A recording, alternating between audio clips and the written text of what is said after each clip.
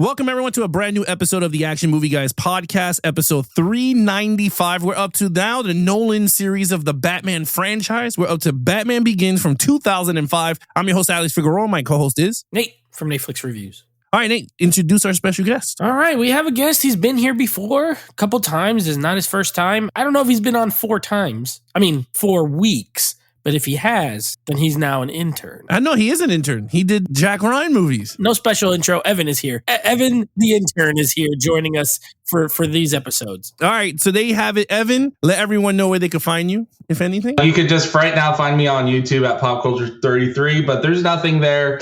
I'm got a new job that could actually give me more freedom to maybe start making stuff again. So I'm excited about that. All right, so there you have it. That's where you can find Evan. But let's get right into this Nolan franchise. All right, let's start it off with Batman Begins. So box office wise, this is not as good that you think it would be for a start of a Batman franchise. So the movie was budgeted at 150 million. Worldwide, it only grossed 375 million. While it did double, it didn't do as well as any other Batman movies first, like other movies, like Batman 1989, if you want to compare it to that one, or any other ones. So I don't know what the audience was in this point, like why it didn't gross like 500 mil to 600. I know why. This is coming off of Batman and Robin. So this is the first time. Well, Nolan is not a name yet, right? Like he did Memento, he did Insomnia. Other than that, no one knows him. Christian Bale, not a name yet. Nobody really knew him. So you had some questions, and you're also coming off the worst Batman movie, which we covered here on the Action Movie Guys podcast. The worst Batman movie that there ever was. So it's not that the name brand was hurt a little coming off of that movie. It was like, well, we don't know about this. So that's the only reason, it was successful, obviously, as they made sequels. But yeah, Alex, you're right. It didn't make as much as like Batman 89, especially for inflation or anything, or even some later entries. Yeah. But it was a success considering unknown director, really, unknown actor, and coming off of a tarnishing film like Batman and Robin. Yep. All right, Evan, what do you think? Well, first, I think too, Nate was 100% right. And also the studio did not ask Nolan to make it. Nolan asked the studio to make it. Nolan came up with the idea and brought it to the studio. And then Nolan just got a lot of things because he was a rising star and they really wanted to work with him, and Warner Brothers needed him, a guy like Nolan, and saying, hey, your first movie was a hit, your second movie was kind of a hit, you're still growing, let's see what you're going to do with it. And he didn't ask for a huge budget. I mean, 150 ended up being that big, but originally he did not ask, like it was supposed to be like a $70 million budget with the beginning, but then it ballooned as the studio got behind it. I heard afterwards, like saying, oh, we're actually going here, we'll give you more money to do what you want to do. So it makes perfect sense. And just to be honest, half of that budget was me. I saw it 13 times in the theater, so they earned all that money. No wonder you picked this movie to join us. All right, so with that said, all right, let's see what the critics and audience have to say about the film. They're very high, Alex. I know it's not going to be very surprising, but both of these scores are very high. 85% critic score. So critics ate it up. Batman Begins, great new Batman movie. Audiences even higher, 94%. So this is a well-regarded, well-received Batman film. Again, a reboot of the Batman movies. And yeah, critically, it's very well liked. All right. Well, I'm not shocked with that. I know Evan is not shocked by that. Evan gave it 13 reviews. That's why it's got a 94%. All right. So with that said, let's start it off with lead characters. Now you got 2 here. You got Christian Bale as Batman / Bruce Wayne, Michael Caine as Alfred Pennyworth, and then you got Rachel Dawes, Katie Holmes. So with that said, Evan, you kick it off. I'm a big Christian Bale fan. So I've been a fan since Swing Kids and Newsies, and I followed his career even in Europe, watching all of and got his import. So I've been a Christian Bale fan, so I was very excited to see him, and I thought he was perfect. And then I thought we got a great story arc of Batman and Bruce Wayne. We didn't just get the typical, we got actually a creative way of seeing the story, because like every movie has to show his parents dying and having that whole be a thing. And I thought this was a great way of how we discovered it, that he's getting over it. And I just love that he has to learn the criminal world, but he never crosses a line, right? We never see him with that, oh, this is my stuff I'm stealing, right? I own this. So I love that aspect of it. And I thought Alfred was a perfect Alfred. Michael Caine pulls that off. You kind of get like this guy's no business a little bit, but has a little bit more of a story. We don't quite know it yet, but you kind of have like more of a presence than the other guy, because the other guy was from the original. Here I am. I'm Alfred. I might tell you something, but we don't ever get it. And if we're counting, I wasn't really counting Rachel Dawes, Katie Holmes as a main character. I know she's in it, but I was pinning her with like Gary Oldman, like she's driving a story, but she wasn't bad. But I wasn't in my original score. I was counting just Michael Caine and Batman. So I gave it a 5. With Rachel, I think it comes down a little because I think Katie Holmes does not come to the rise of caliber of the acting of it. So, but if we just do Michael Caine and Batman, Bruce Wayne, it's a perfect 5 for me. I don't know what else I could ask for a beginning. All right. Yeah, Nate. Yeah, I agree with pretty much everything Evan just said. We'll start with Michael Caine as Alfred. To this point, the best Alfred. There's going to be 2 more Alfreds in films after this. Michael Gove, whatever his name was, he didn't do anything in those original Batman. He's just old and he's there and he like gets some tea and he like says, "Sir, the Batmobile is ready to go." Or, stuff like that. He doesn't really do much. This one, I love seeing the scenes with him, with Bruce when he's younger, after his parents die. You could tell he's like the butler. He's a friend, right? He's a father figure almost for him as well. So, I think Michael Caine's a great actor. So I love Alfred. Christian Bale. Oh, well, we're not really scoring the acting anyway, even though I think he's a tremendous actor. But just the character, this is a great version of Batman. Yeah, it's more grounded. It's a little less comic booky than previous iteration. A little more like, what if Batman was in real life sort of scenario, right? Yeah, I think Nolan, one thing that him and I think his brother was one of the writers on this, and David Goyer, usually terrible, but I think Nolan made him do good. One thing they did well was, like Evan said, visit that how Batman became Batman. I think they did a good job with that, right? Like, yes, they show his parents die, but they show some other stuff from when he's a kid. And I like the way it's told. It's like in different timelines, right? So like you're in present time, flashback, present time, flashback. It builds out the character very well. You know exactly why he wants to become Batman. And then once he does, Bruce Wayne is one of the greatest characters, I think, in literature, right? It's comic books, but it's literature. And I think you have to screw up to make Bruce Wayne not interesting. So I think it's one of the all-time great characters in books, in comics, in movies, in TV. I gave him a 5. All right, so here we go. Lead character, right? Batman / Bruce Wayne. All right, we're going to start off with Alfred. For me, I'm not a big fan. See, I guess I'm so used to I'll go with this. Because there was 2 iterations of Alfred before we got, there's other ones, but we never got to see him because they were never filmed. So you got the 1966 Alfred, right? Then you have the Batman from the 90s, which played all 4 films. And I agree with Nate. He didn't do nothing. All he did was just serve, and then get sick. Get sick and then tell all the women that Bruce meets that he's Batman for some reason.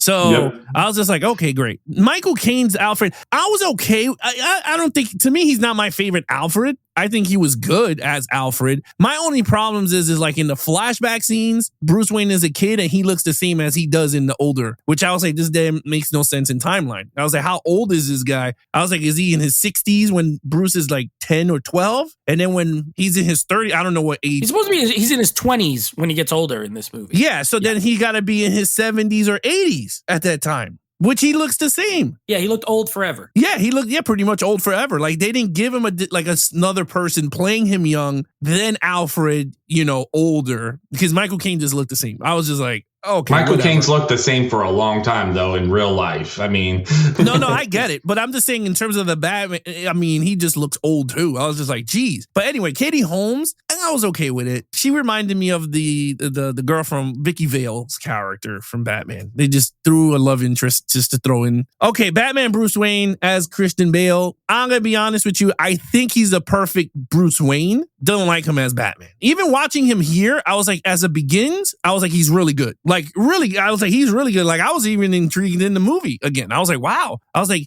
I love him building his stuff because we never got to see that. Him building his suits, him getting the car, him spray painting stuff. He's building the Batarangs. He builds the Batcave. You don't get to see that in none of the movies. Him doing all that. So I was like, you know what? Nolan did something that we never got to see is him build and become this icon. Christian Bale nailed it out the park, especially trying to portray the billionaire and become this symbol of Gotham, this hope symbol, whereas he's falling flat throughout the movie because he's like trying to get the vengeance and then he kind of figures it out towards the end how to become both when Ra's destroys the mansion. Like he's just like, wait a minute. He's like, you know what? We're going to rebuild this thing and, do it right. So Christian Bale, I'm going to give him a 5. I think he was a perfect, whereas Michael Keaton to me was a better looking Batman. He looked like Batman. You go, wow. He did not do the justice to Bruce Wayne. And again, that's due to script. The script for Bruce Wayne and Batman and that Batman and Batman Returns to me did not work well. Whereas Christian Bale has a good story, good script that flushed both. So to me, you got to see it. And my favorite scene as him as Bruce Wayne is when he's at the hotel and the girl's taking the skinny dipping in the little pool. Yeah. Then he goes in and he's trying to play. They kept their clothes on. Yeah. He says, I'm buying this hotel. We're going to have some new rules. But and then you got the check out in his pocket. And then you got the cockiness comes out right at the end of the movie where that guy supposedly was supposed to take care of his enterprise. Oh, Rutger Hauer. Yeah. And then he's in his Rolls Royce with Alfred driving him. And he's like, Bruce Wayne. And he's just like, what is this? Like, take over. He goes, oh, I brought all the shares and now I'm the whatever. And he goes, yeah, he's the owner again. And I was like, you know what? I kind of like that. Like the cockiness came back Freeman out. hit him with that. Didn't you get the memo?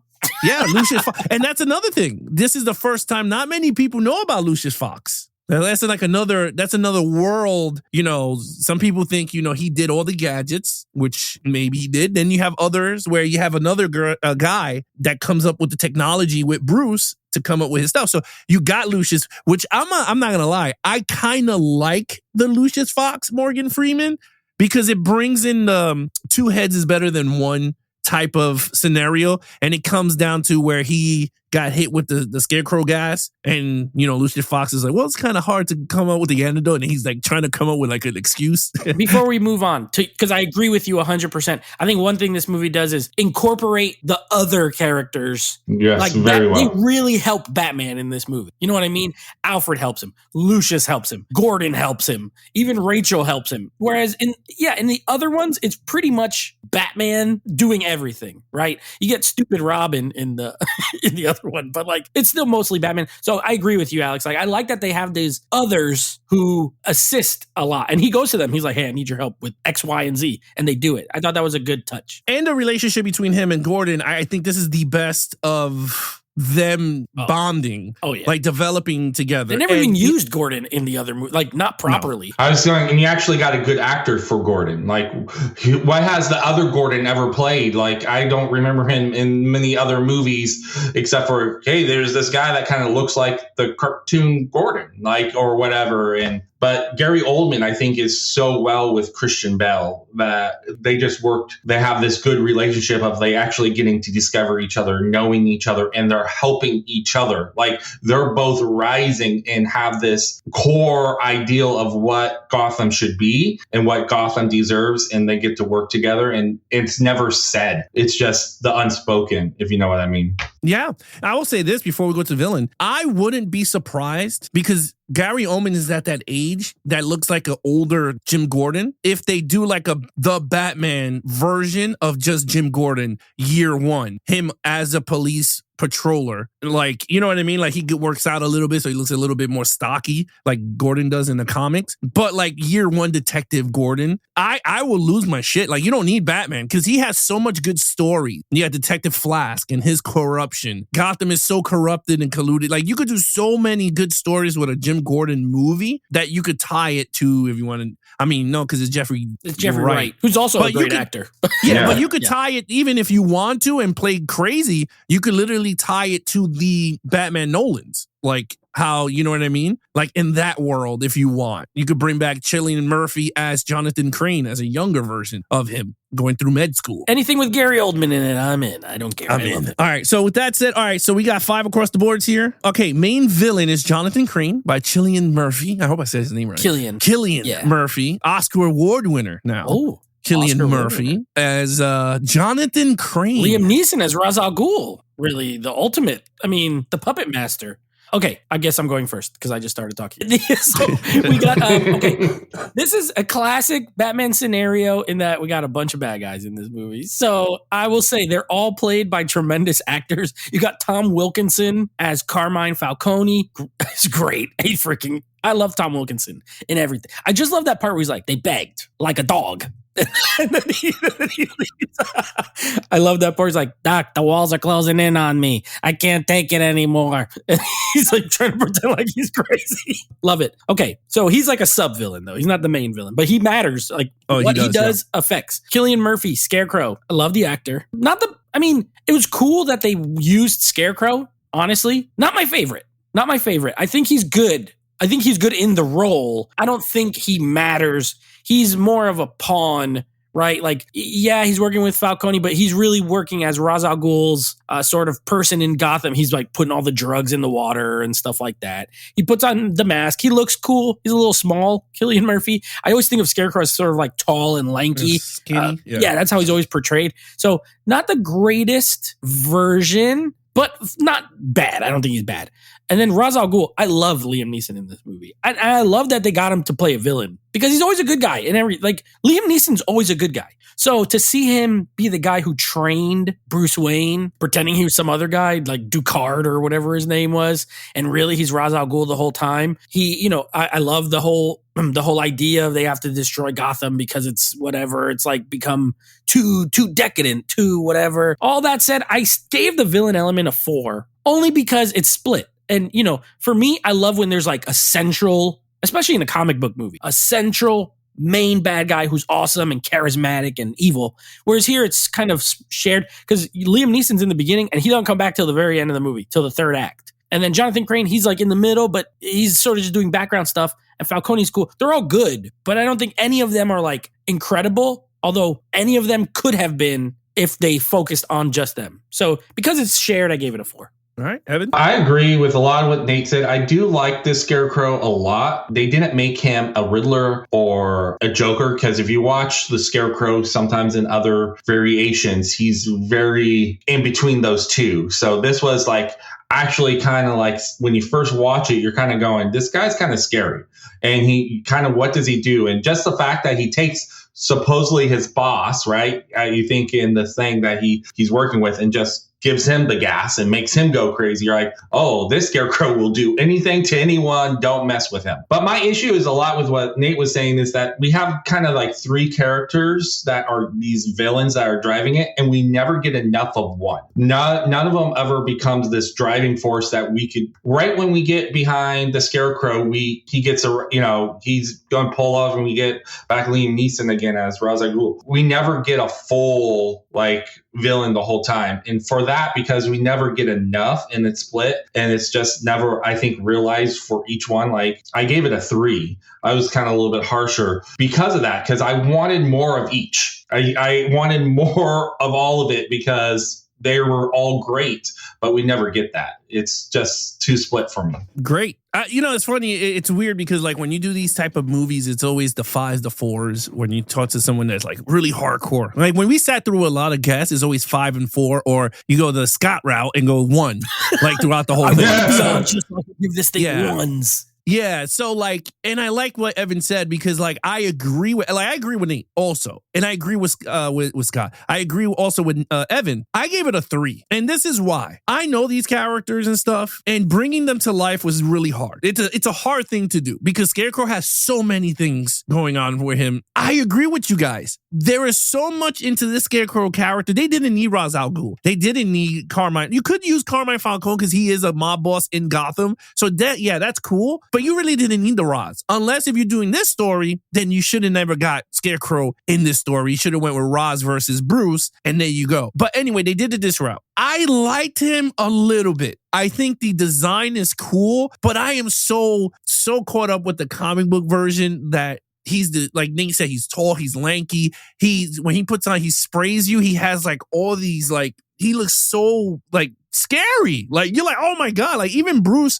like I wanted to see more of Bruce's torment, not bats. Like it looks like he was afraid of bats, but it's like that's not what he was afraid of most of the time. He was afraid of his parents' death. That's what he kept visioning is his parents dying. That's like his main center hub of why Batman is Batman. So for me, I'm just like, holy hell, like they didn't utilize that. Like him going, like when he gets sprayed the first time, right? And he's like, and then you see bats coming out of his mouth, which is kind of eerie. And I was like, oh, I thought when he was gonna fall into the alleyway, I thought Nolan was gonna recreate the death scene of his parents coming back. Like his getting scared, like that is another turning point, like him freaking out. But they didn't go that down. And I was like, I wanted to see that come to life. But I did like it. I thought it was pretty cool. And then, Jonathan Crane in the comics does get hit with concentrated gas. And then he just becomes the alter, which he did because he sprays him. He goes, "That was taste of your own medicine, doctor." And he went, and he's like, "Ah!" And then, which is a really cool scene. I'm not gonna lie. Yeah. When he looked all black, he was like, "Straight away."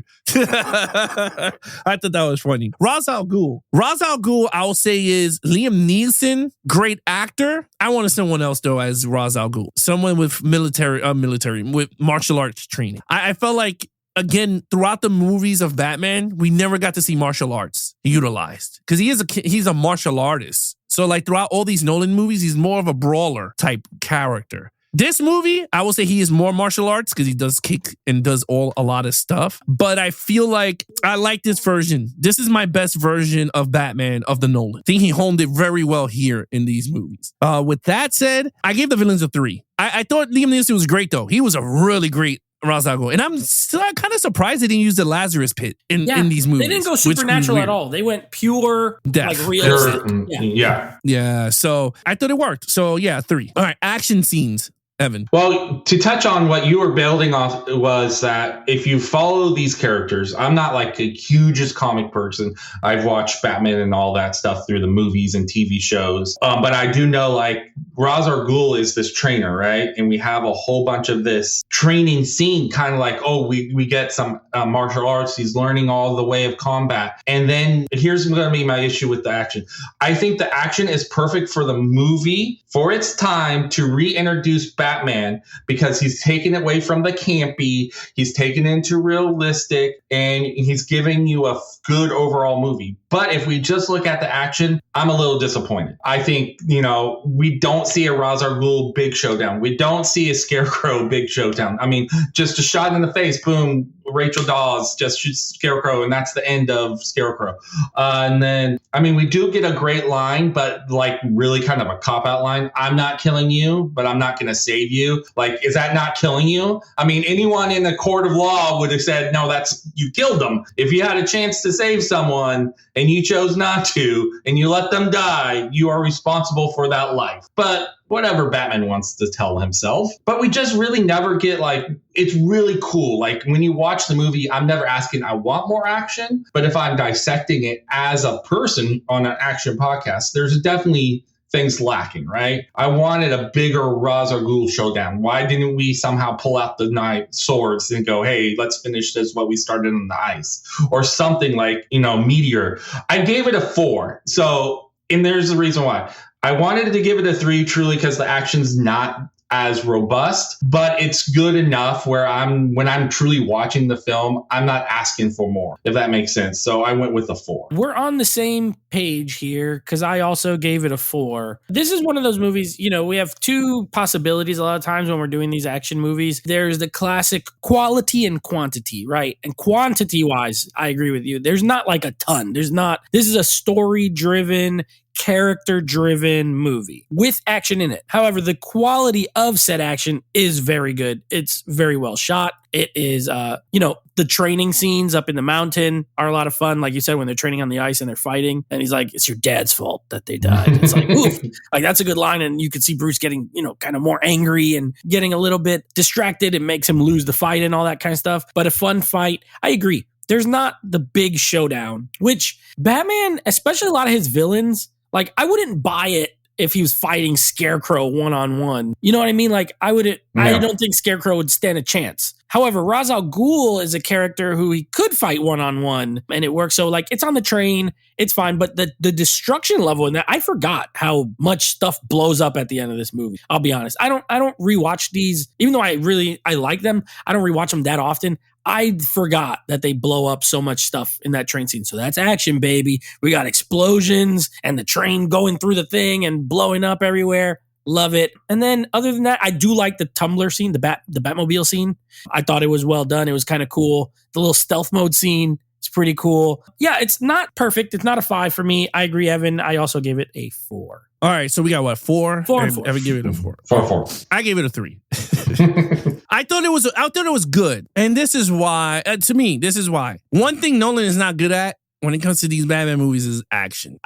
He's a great storyteller, great visionary, great camera work. He does. I mean, again, I never take none of that away from the guy. When it comes to something with Batman fighting, he is not good. The Batman scenes here, some of them are really good that he's widening them out. But then when they're fighting, like, and this is a perfect example, in the shipyard, when he's in the middle of like 8 dudes, I don't know what the hell happened. All you hear was, and I'm like, what? Like, what did he do? Like, did he just judo chop everybody and they just falling down? Because I'm like, this is one of the worst cuts in the movie. Like, and I'm going to be honest with you. Like, I was like, this is, and again, it was built up very well. He's flying through. He's playing the tactics of fear with the guys. And I'm like, this is awesome. The intimidation factor. He lands in the middle. I don't know what the hell happened. I was just like, okay, I assume he did bite them all. I was like, cool. But I didn't like the way that looked. The Tumbler, I never was a fan of the Tumbler. Like, I own the statue here and like, I'm looking at it and I'm like, I was never a fan of that vehicle. So those driving scenes to me is like, I was like, like, you're not selling me on this. A big ass tank going through a whole, like, Chicago, because that's where the movie was filmed at. I understand why they used it to make it look different from the normal skinny long car. I was never a fan of it. So I was like, when I saw it, I was like, oh, okay, cool. But you're telling me that big ass truck could drive on top of churches to get to a Brit, like, onto a highway?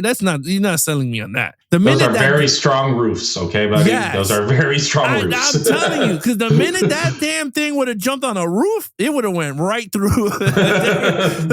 You're not selling me with that. But again, I understand the world they're building. I understand the Batman world. And I was like, okay, that's cool. It's a cool vehicle, but I was just never a fan of it. I was just like, oh man, like, and it's cool when he goes into the cave, when he uses the jet and then it goes right through the water. And I was like, with a tank, yes, that could work. With that skinny car, will not work. It would just go all over the place. I was like, oh, man. It could be like the bus from Speed and just fly for no reason. Yeah, no reason flying.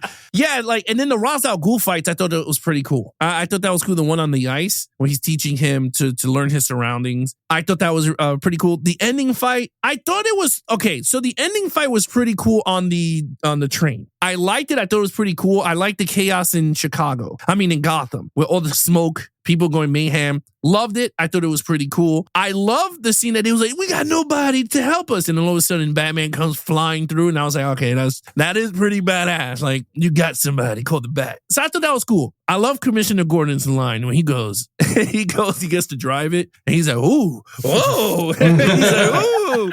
I thought that was fun. My only gripe, and I know a lot of people has this whole thing with Batman killing. And in this movie, Christian Bale doesn't kill as much, but he kills Ra's al Ghul. Mm-hmm. And he says the line of lines where I was just like, that is so like so he tells him, I'm not going to save you. No. Wait, he says, I'm not going to kill you. Yeah, I'm not going to kill you, but I'm not going to save you at the same time.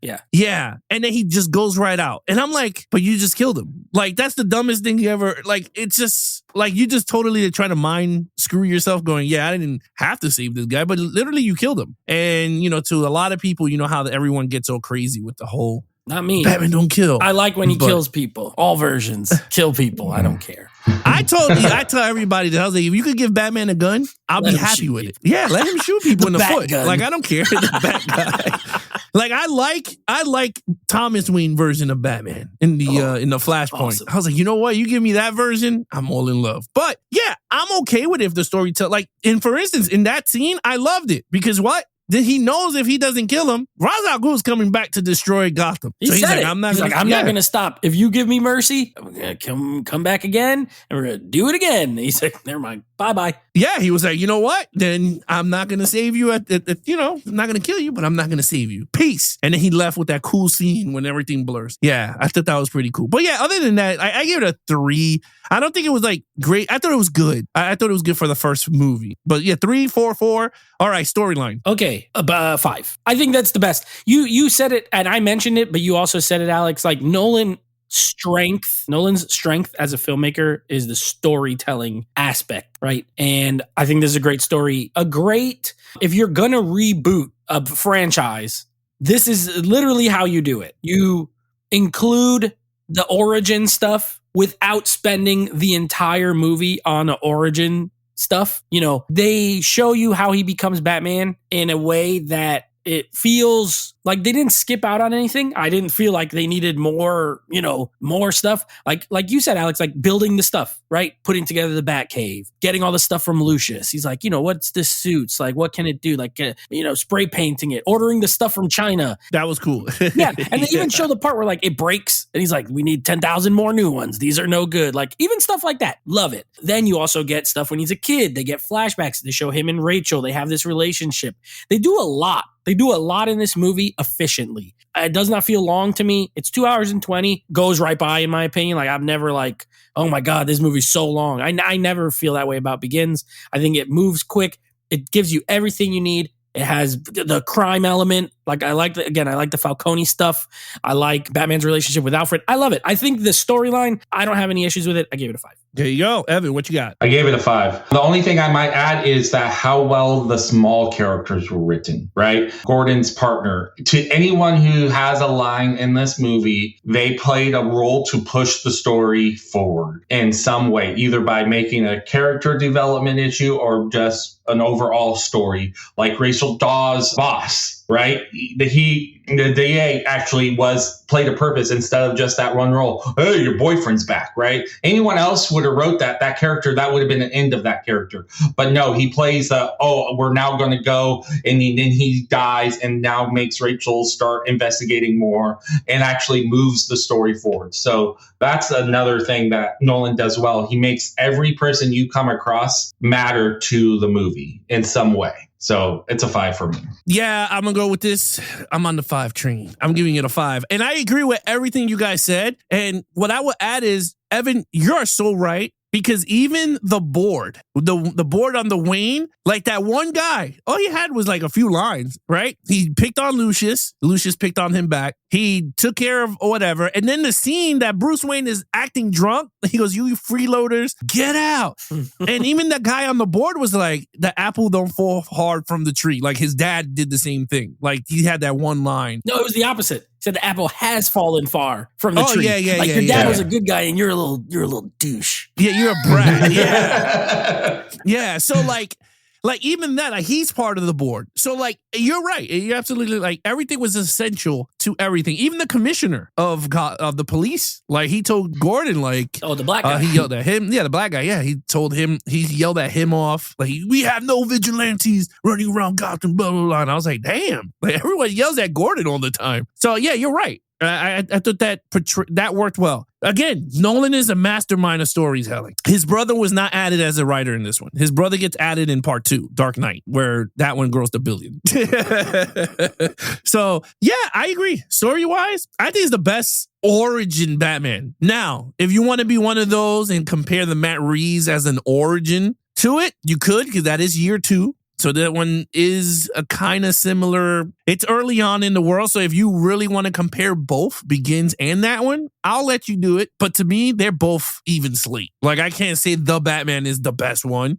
Like to me, it's even. Like, I mean, because that one does have Bruce building his stuff. You don't get to see it as how it is in Begins, but it's different world building. So I kind of like both. So anyway, 5 across the board there. Overall, I'm giving it a 5. And And I'm going to include everything behind the scenes on how this movie was made in this too. The fact that Christopher Nolan fights to get Christian Bale in this role. Christian Bale is a nobody. If you look at everyone else in this movie, everyone else has a name in America except for Christian Bale. Maybe a little because American Psycho, but really not a family friendly, let's take our kid. But that wasn't even known to the popularity. And the fact that Christian Bale goes from The Machinist, where he loses and goes down to an unbelievable 110 to 100 pounds, and then bulks up so much where he has to lose weight again because the suit doesn't fit him.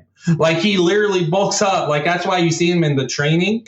His muscles are huge. And then they say, hey, dude, when we're about to put the suit on you, you need to lose some muscle because it doesn't fit and we don't have time to remake it. And so he has to lose it again. That's a mistake. They bulked him down. They bulked him down.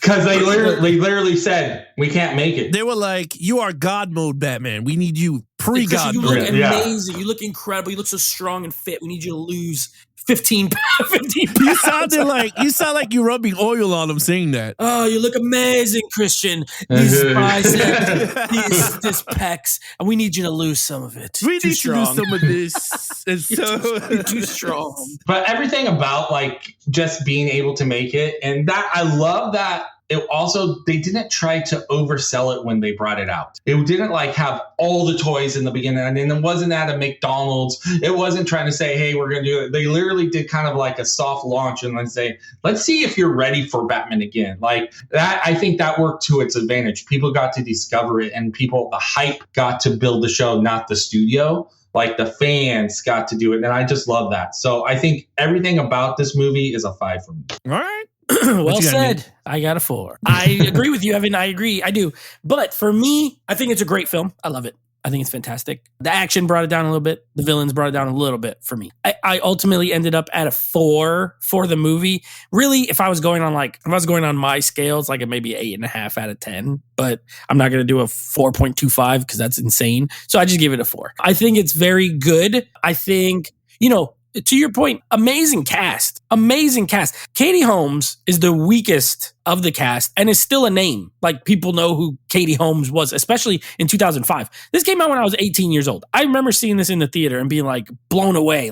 18-year-old Nate would have gave this a 5 out of 5. But, over time, I still think it's a fantastic movie. It holds up extremely well. There's nothing in it that really dates it overly. You know what I mean? So that's good. But Morgan Freeman, Michael Caine, Rutger Hauer, Mark Boone Jr., Gary Oldman, a crazy cast. The score in this movie is awesome. I love the music. It is fantastic. So great score, great production, just a great film, but a 4 out of 5 for me. Yeah, I agree with everything you guys said. I gave it a 4. I don't think it's a perfect.